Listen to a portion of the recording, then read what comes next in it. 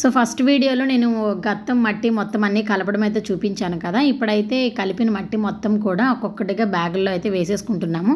ఇలా మొత్తం మట్టి అంతా కూడా అన్ని బ్యాగుల్లో సర్దేసుకొని విత్తనాలు వేయడానికి ఇలా సిద్ధం చేసుకున్నాం అనమాట. ఇప్పుడు ఇందులో ఒక్కొక్క విత్తనం వేసేస్తాము.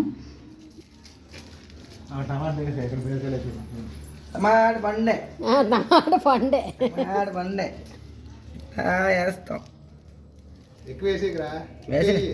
వేసిన మొత్తం బీరకాయ. సో ఇందులో బీరకాయ విత్తనాలు అయితే వేసేస్తున్నారు మా వారు. అండ్ ఇందులో ధనియాలు వేస్తున్నాం, కొత్తిమీర అయితే వస్తుంది.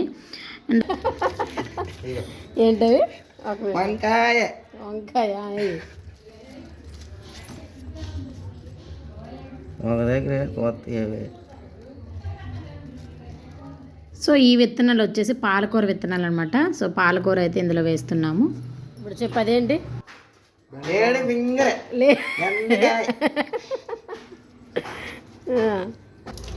సో బ్యాగ్స్ అన్నిట్లో కూడా ఇలా అన్ని విత్తనాలు కూడా వేసేసాము. సో నెక్స్ట్ వీడియోలో నేను మీకు మొక్కలను అయితే చూపిస్తాను. Thanks for watching.